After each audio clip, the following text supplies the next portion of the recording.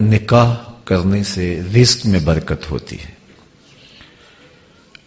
عصمت کے جوہر کی حفاظت کرتی ہے شادی، اور انسان کا سب سے قیمتی اثاثہ اس کی عصمت کا جوہر ہے، اس کی آبرو کا جوہر ہے، اور اگر یہ بحفاظت اپنی منزل مراد تک پہنچتا ہے تو یہ سعادت مندی ہوتی ہے کسی بھی شخص کی۔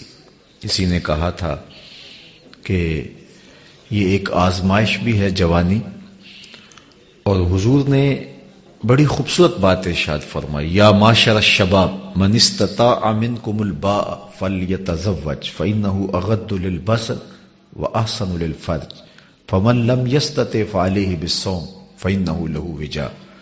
اے جوانوں کے گروہ، تم میں سے جو نکاح کرنے کی استطاعت رکھتا ہے وہ دیر نہ کرے، بہت جلد نکاح کر لے، یہ نظر کا پارسائی کا محافظ ہے۔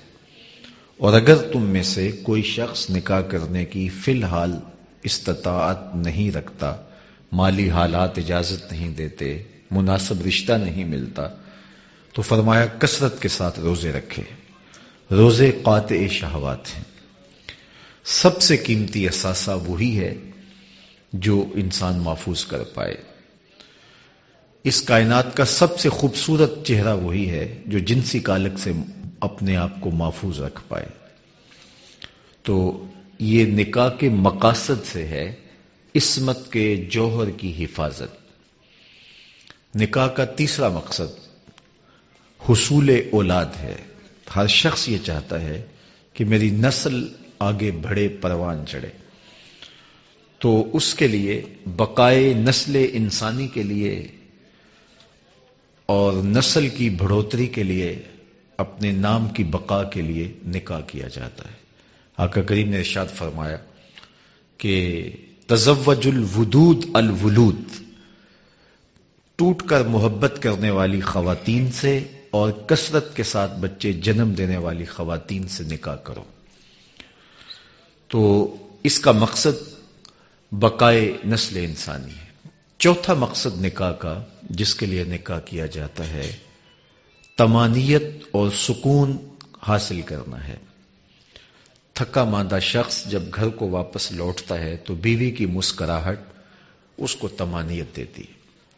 حضور نبی رحمت صلی اللہ علیہ وآلہ وسلم نے ارشاد فرمایا کہ 3 چیزیں کسی شخص کی خوش بختی سے ہیں: اچھا گھر، اچھی سواری اور اچھی بیوی۔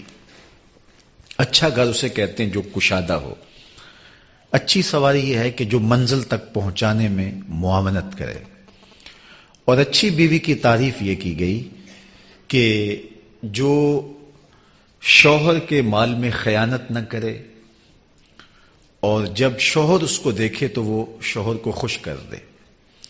تو یہ تعریف اچھی بیوی کی گئی ہے۔ اس زواجی زندگی کے رہنما اصول حضور نے ہمارے سامنے رکھے۔ مرد کو بھی تاکید کی کہ وہ کس طرح رویہ اختیار کرے اور اس کی ازدواجی زندگی خوبصورت ہو، اور بیوی کو بھی، عورت کو بھی اس کی تاکید کی۔ اس سے جامع اور کوئی بات خاتون کے لیے نہیں ہو سکتی جو حضور نے مرد کے حقوق کو بیان کرتے ہوئے ارشاد فرمائی۔ ایک شخص کا اونٹ پاگل ہو گیا، دیوانہ ہو گیا، تو وہ حضور کی خدمت میں حاضر ہوا کہ یا رسول اللہ صلی اللہ علیہ وسلم، میرا اونٹ پاگل ہو گیا۔ اب کسی شخص کا اونٹ پاگل ہو جائے، یا کسی کا گدھا خراب کرے، یا کسی کی گائے خراب کرے، تو میرے پاس تو ابھی کبھی کوئی نہیں آیا کہ جناب ہمارے بیل ہمیں خراب کر رہے ہیں تو آپ کوئی اس کا علاج کیجئے، چونکہ انہیں پتا ہے ان سے مسئلہ پوچھنا ہے، یہ ان چیزوں کا علاج نہیں جانتے۔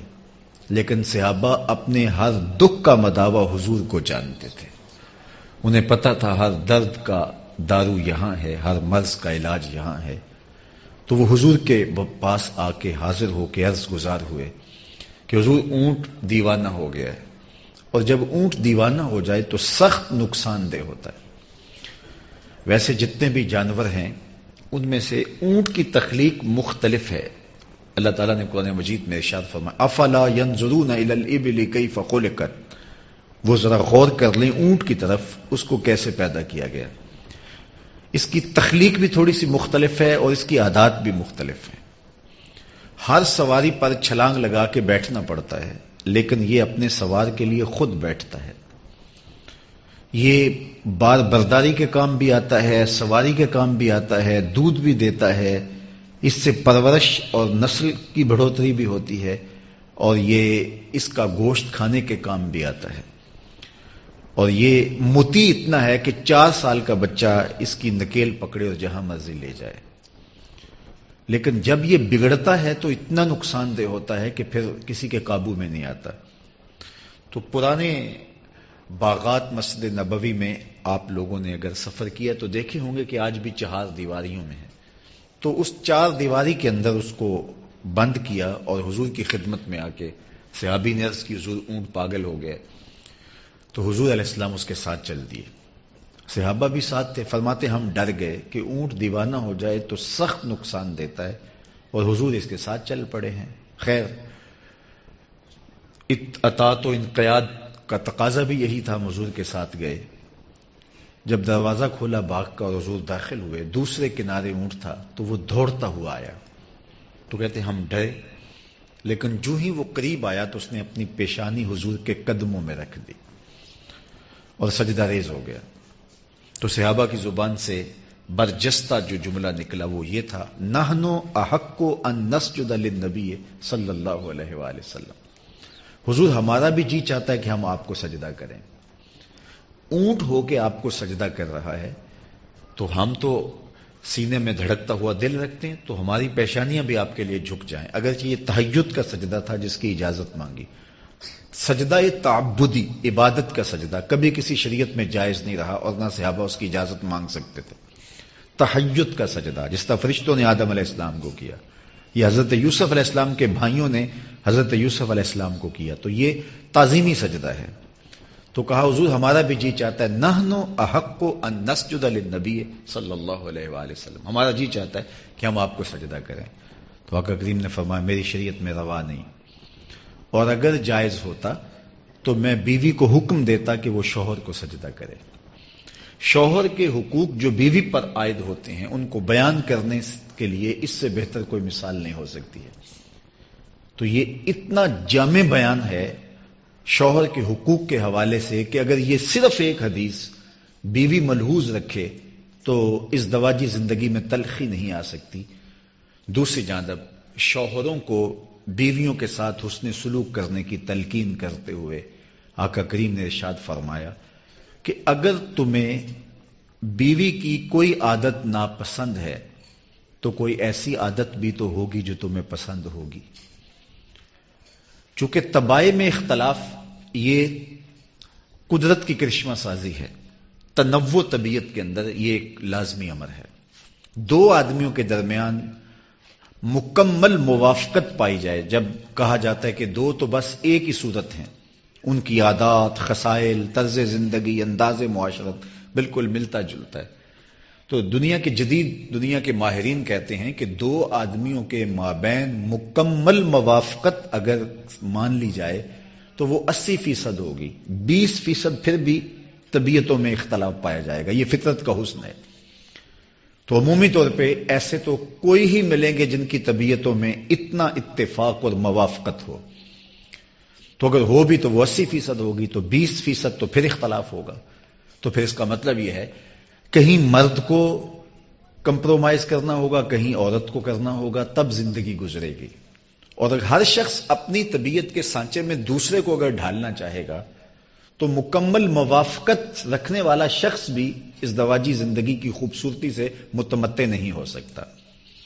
اب اس کے لیے بہترین اصول حضور نے کیا دیا کہ اگر اس کی کچھ عادتیں تمہیں ناپسند ہیں تو کچھ عادتیں ایسی بھی تو ہوں گی جو تمہیں پسند ہوں گی، تو ان پسندیدہ عادتوں کو دیکھ کر کے تم اپنی زندگی گزارو۔ اور میں کہتا ہوں کہ عورت کی پسندیدہ عادات میں سے ایک عادت ایثار ہے، قربانی ہے۔ جب نکاح ہوتا ہے زوجین اس بندھن میں بندھتے ہیں تو اب دونوں میں سے کسی ایک نے اپنا گھر چھوڑنا ہوتا ہے دوسرے کے لیے، یا مرد اپنا گھر چھوڑ کے بیوی کے ساتھ چلا جائے یا بیوی اپنا گھر چھوڑ کر کے شوہر کے ساتھ چلی جائے، تو یہ قربانی خاتون دیتی ہے۔ اور گھر کے ساتھ جو تعلق، جو جذباتی ربط خاتون کا ہوتا ہے وہ مرد کا اپنے گھر کے ساتھ نہیں ہوتا، لیکن وہ شوہر کے لیے، اپنے خامند کے لیے یہ قربانی دیتی ہے اور بطیب خاطر دیتی ہے۔ اس کے دل پر ایک بوجھ تو ضرور ہوتا ہے کہ میں وطن معلوف چھوڑ رہی ہوں، ماں باپ کا گھر چھوڑ رہی ہوں، میکے دیس چھوڑ رہی ہوں، لیکن وہ چھوڑتی ہے۔ یہ ایثار کا جذبہ اگر شوہر اس پہ نظر رکھے اور اس پہ نگاہ رکھے کہ اس نے میرے لیے سب کچھ چھوڑا ہے، تو اس کی بہت ساری چیزیں برداشت کرنے کی سکت پیدا ہوگی، اور اس دواجی زندگی میں خوبصورتیاں پیدا ہوں گی اور جمال پیدا ہوگا۔ تو یہ ایک ایسی جامع بات ہے جو شوہروں کو بتا کر کے حضور نے ان کو اچھی ازدواجی زندگی کی بنیاد رکھنے کی تلقین کی، اور یہ بھی ارشاد کر دیا کہ اگر تم 100% چاہو اپنی مرضی کے مطابق ڈھالنا تو یہ نہیں ہو سکے گا۔ فرمایا عورت ٹیڑھی پسلی سے پیدا کی گئی ہے، اس کو بالکل سیدھا کرنا چاہو گے تو ٹوٹ جائے گی، اور اگر یوں ہی پڑا رہنے دو گے تو ٹیڑھی کی ٹیڑھی رہے گی۔ تو ساری زندگی مرد کے ہاتھ میں عورت کی تربیت کا جوہر ہے، تو ساری زندگی اس کو جو ہے وہ اسے کچھ نہ کچھ کہنا ہی پڑتا ہے، لیکن اس کی نزاکت کا، اس کی طبع کی لطافت کا اس کو خیال رکھنا پڑتا ہے۔ حضرت انجشہ رضی اللہ تعالی عنہ سواریوں کو ہانک رہے تھے اور خواتین ان کے اوپر بیٹھی تھی، تو انہوں نے ذرا تیز ہانک دیا۔ تو جب سواریاں تیز چلنے لگی تو حضور نے آواز دے کے کہا، انجشہ ذرا سواریوں کو آہستہ کرو، نازک آبگینے ہیں، کہیں ٹوٹ نہ جائیں۔ تو یہ وہ تعلیمات ہیں ہمارے دین نے ہمیں دی۔ عورت کی لطافتیں، اس کی طبیعت اور مزاج کی خوبصورتی اور اس کی ادائیں، اس کی عشوہ و ناز، یہ عورت کا جمال، عورت کا حسن ہے۔ اس حسن کو کبھی برباد نہیں ہونا چاہیے، اور یہ مرد کے ہاتھ میں جوہر ہے، کہیں ایسا نہ ہو کہ اس کی ان نزاکتوں کو برباد کر کے اس کی خوبصورتی زائل کر دے۔ اس کی خوبصورتی اس میں ہے، اور مرد کو یہ اچھا لگے گا اگر یہ چیزیں قائم رہیں۔ تو میرے اور آپ کے آقا مولا نے اس دواجی زندگی کی خوبصورت بنیاد رکھی۔ بیوی کو ایک جملہ ارشاد کر کے شوہر کے حقوق بیان کیے کہ اگر اللہ کے علاوہ کسی اور کے لیے سجدہ روا ہوتا تو میں شوہر کے لیے سجدے کی اجازت اور حکم مرحمت کرتا، اور اسے کہا کہ اگر اس کی تمہیں بہت ساری عادتیں ناپسند بھی ہوں تو ایک عادت تو ایسی ہوگی جو تمہیں پسند ہوگی۔ تو یہ وہ ازدواجی ربط ہے، جو رشتہ ہے، جو ایک خوبصورت ازدواجی زندگی کی بنیاد ہے۔ میرے پاس اتنا وقت نہیں ہے کہ اس موضوع پہ تفصیل سے کچھ کہوں، لیکن ایک بات میں کہنا چاہتا ہوں، میاں بیوی کا باہمی ارتباط اور ان کا باہمی محبت کا ربط اور قلبی، ذہنی، فکری موافقت ایک اچھی اولاد کی ضمانت ہے۔ جب زوجین کے مابین فکری ہم آہنگی نہیں ہوگی، قلبی موافقت نہیں ہوگی، الجھاؤ پیدا ہو جائے گا۔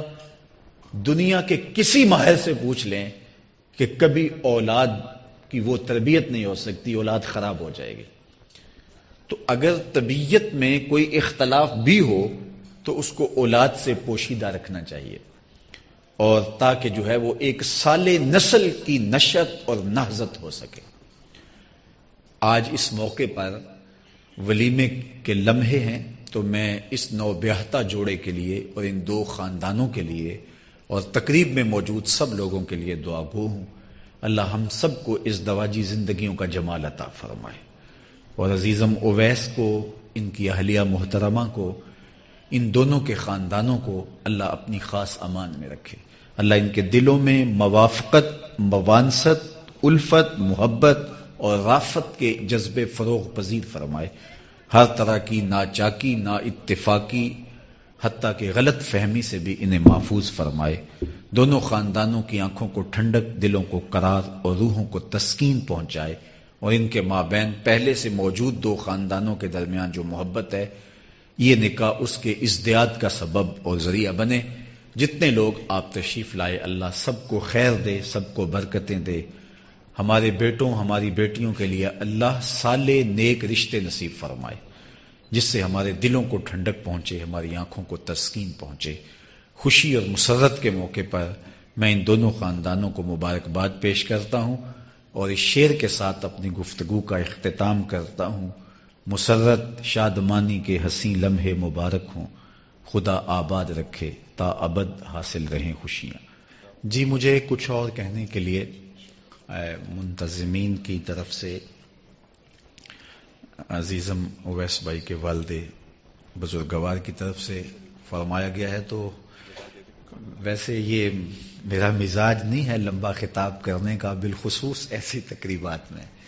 ہماری فقہ کا مسئلہ ہے کہ وَطَعَامٌ تَتُوقُ إِلَيْهِ النَّفْسُ، ایسا کھانا جس کی طرف طبیعت کا میلان ہو، اس کی موجودگی کے اندر اگر نماز جماعت کے ساتھ کھڑی ہو تو وہ جماعت ساقط ہو جاتی ہے. آپ پہلے کھانا کھائیں اور پھر اس کے بعد جا کے نماز پڑھ لیں، یعنی حضوری جماعت بھی شریعت ساقط کر دیتی ہے ایسے کھانے کے وقت جس کی طرف طبیعت کا میلان ہو.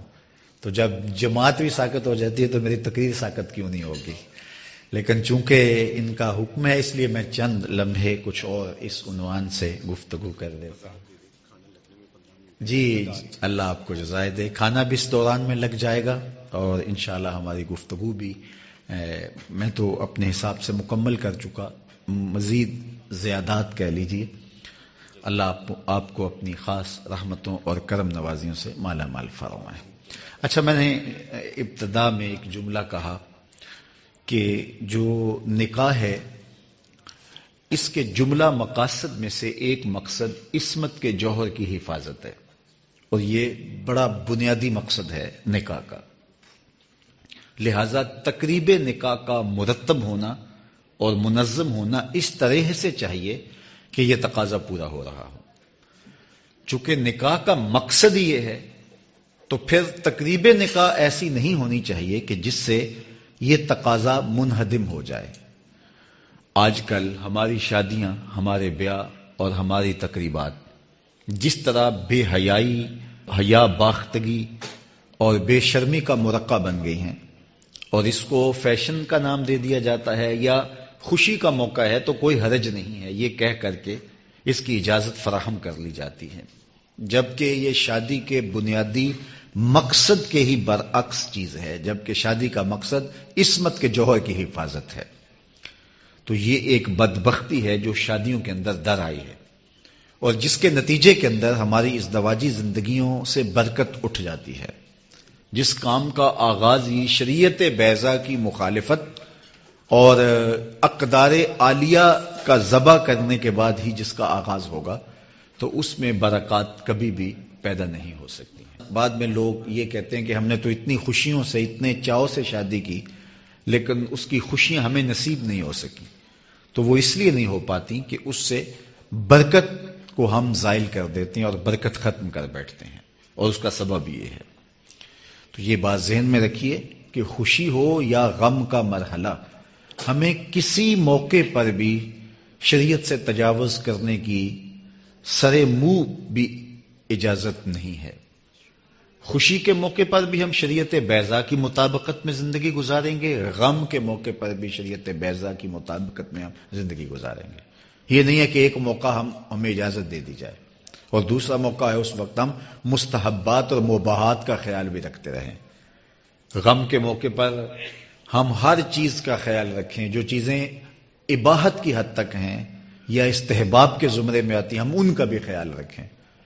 میں نے ابھی تک کسی کو نہیں دیکھا کہ اس نے اپنے مردے کو کفن دیا ہو تو سفید رنگ سے علاوہ کسی اور رنگ کا کفن دیا ہو، کسی نے سیاہ کفن ڈال دیا ہو یا اور کسی رنگ کا کفن ڈال دیا ہو. حالانکہ کفن تو کسی بھی رنگ کا ہو سکتا ہے، لیکن مستحب یہ ہے کہ سفید رنگ کا کفن ہو. فرمایا اپنی مسجدوں کو زینت سفید رنگ سے دو اور اپنے مردوں کا کفن سفید رنگ کا ڈالو. تو مستحب یہ ہے. لیکن اگر کسی نے کسی اور رنگ کا کفن ڈال دیا تو شرعاً جائز ہوگا.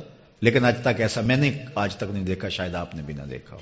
چونکہ فوتگی کا موقع ہے اور ہم ایک استحباب کا بھی اتنا لحاظ رکھتے ہیں، اور شادی کے موقع پر صرف بعض تقاریب میں تو صرف نکاح ہوتا ہے جو شریعت کے ضابطوں کی مطابقت میں ہوتا ہے. باقی سب کچھ ہماری یہ علاقائی رسم ہے، یہ خاندانی رسم ہے، یہ جو ہے وہ سسرالی طرف سے آنے والی رسم ہے، یہ ہماری گلی کی ہے، یہ بچیوں کی رسم ہے، یہ دولہا کے دوستوں کی رسم ہے. تو ہم نے سب کچھ دائیں بائیں سے جمع کر کے اور بہت ساری چیزیں ہم ہندوستانی تہذیب سے لے کر کے اپنے نکاح کے اندر اس کو ایک مغلوبہ بنا لیتے ہیں. اور وہ چیزیں جن سے شریعت نے 2 ٹوک منع کیا ہے اور واضح اور 2 ٹوک روک دیا ہے، اور اس کو ہم شامل کر کے اس کو شادی کی خوشی قرار دیتے ہیں. مجھے ایک سادی سی بات بتائیے کہ جب شادی اور نکاح کی تقریب ہونے جاتی ہے تو خاندان کے اندر کچھ لوگ ناراض بھی ہوتے ہیں، روٹھے بھی ہوتے ہیں. تو اس موقع پر ایک اچھی بات ہے کہ سب کو جوڑ لیا جاتا ہے. خاندان کے بڑے بوڑھے مل کے کہتے ہیں کہ ماما ناراض ہے تو اس کو راضی کر لیا جائے، چچا ناراض ہے تو اس کو راضی کر لیا جائے، پھپھو ناراض ہے تو اس کو. باقاعدہ وفد بن کے جاتے ہیں اور ان کی باتیں بھی سنتے ہیں. یہ بڑے خاندانوں کے اندر بوڑھے اچھے بزرگ ہوتے ہیں جن کی کوشش ہوتی ہے کہ اس موقع پہ کوئی ناراض نہ رہے، خوشی کا موقع ہے. تو ماموں بھی آ گئے، چچا بھی آ گئے، خالہ بھی آ گئی، پھپھو بھی آ گئی، سب راضی ہو گئے. ناراضگیاں دیر سے چل رہی تھی لیکن شادی ہے، خوشی کا موقع ہے. سب کہتے ہیں خوشی نہیں ہوگی اگر یہ نہیں ہوں گے. پھپھو نہیں ہوگی تو باپ کے چہرے پہ خوشی نہیں ہوگی، ماموں نہیں ہوگے تو ماں کے چہرے پہ خوشی نہیں ہوگی. تو سب کو راضی کر لیا، لیکن کسی نے نہ سوچا کہ اللہ رسول کو بھی راضی کر لیں. اگر شریعت کا مذاق اڑائیں گے اور اپنی من مانی اور خواہش نفس کے مطابق شادی کی تقریب کو مرتب کریں گے تو اللہ بھی ناراض، اس کا رسول بھی ناراض. تو شادی پہ ہم ایک ایک کو راضی کرتے ہیں اور اللہ اس کے رسول کی ناراضگی مول لیتے ہیں اور جان بوجھ کے مول لیتے ہیں. تو اس کا پھر نتیجہ یہ کیا ہوتا ہے کہ شادیاں برکت کے نور سے خالی ہوتی ہیں. تو اس لیے شادی ہو یا غم، خوشی کا موقع ہو یا مرحلہ مرگ، ہر موقع پہ میں شریعت بیضا کی حاکمیت کو تسلیم کرنا چاہیے. ظفر اسے آدمی نہ جانیے چاہے جتنا بھی ہو، صاحب فہم و ذکا، جسے عیش میں یاد خدا نہ رہی، جسے تیش میں خوف خدا نہ رہا. عیش کی زندگی ہو یا تیش کی، خوشی کا موقع ہو یا مرحلہ غم، ہر موقع پہ شریعت بیضا کے دامن کو مضبوطی سے تھامنے کی ہمیں تلقین کی گئی ہے. تو مجھے اس بات کی قلبی مسرت ہو رہی ہے کہ ولیمے کے اس موقع پر کوئی ایسا انداز اختیار کرنے کی بجائے مدح رسالت مآب صلی اللہ علیہ وسلم کے پھول پیش کیے گئے، تلاوت کلام مجید کی جولانیاں اور اس کی نورانیت اور اس کا نور بانٹا گیا، اور حضور علیہ الصلوۃ والسلام نے جو ہمارے لیے رہنما اصول بتائے ہیں، اور یہ مواقع ہوتے ہیں کہ ان مواقع پر یہ سب کچھ بتایا جائے. یہ جو خطبہ نکاح ہے اس میں یہ احکام ہی ہیں نکاح کے حوالے سے، ان کے آپس میں ذمہ داریاں کیا ہیں، فرائض کیا ہیں، ترغیب نکاح ہے، یہ ساری چیزیں خطبہ نکاح کے اندر ہوتی ہیں. لیکن وہ چونکہ عربی میں ہوتا ہے اور ہم نہیں جان پاتے، تو یہ ایک اچھا اہتمام ہے کہ اس موقع پر یہ کچھ چیزیں سننے کو ہمیں میسر آئیں. اللہ تعالی جل شانہ اپنی خاص کرم نوازیاں ہم سب کی زندگیوں میں اتار دے. وآخر دعوانا ان الحمدللہ رب العالمین. اویس بھائی کو اپنی خاص عنایات نصیب کر دے، اپنی خاص کرم نوازیوں کے حساب میں اور رحمتوں کے ہجوم میں رکھنا. ان کی ازدواجی زندگی خوشیوں اور برکتوں سے مالا مال کر دے. ان کو اپنی خاص عنایتیں نصیب فرما. نکاح کرنے والوں کے لیے خیر و برکت کے جتنے وعدے دیے گئے اللہ وہ سارے ان کی جھولی میں ڈال دے. اولاد نرینہ و مادینہ سے لے کے سکون قلب تک، ازدیاد رزق سے لے کر کے عصمت کے جوہر کی حفاظت تک ہر خیر ان کا مقصود فرما دے. اللہ ان کے دلوں میں باہمی موافقت، موانست، الفت، محبت اور رافت کے جذب فروغ پذیر فرما اور ہر طرح کی برکت ان کی زندگی میں اتار دے. اللہ ان کو دنیا میں بھی سرفروغ، کامیاب، کامگار اور بامراد رکھنا، اور آخرت میں بھی ہمیشہ سرفروغ رکھنا. اللہ نے کبھی دنیا آخرت میں بے آبرو نہ دینا، عزتوں سے نوازنا، رحمتوں سے مالا مال کرنا، اپنی رحمتیں سایہ فگن رکھنا، ان خاندانوں کو اپنی خاص عنایات میں رکھنا، آنے والوں کو خیر دینا. اللہ جس طرح موسم کی اچانک شدت ہوئی اور ہر طرف دھند ہی دھند پھیل گئی، اللہ سارے لوگوں کو خیریت سے اپنے اپنے ٹھکانوں پر پہنچنا نصیب فرمانا، عافیت کے ساتھ اپنے گھروں میں جانا سب کا مقصود فرمانا. صلی اللہ تعالی علیہ وسلم.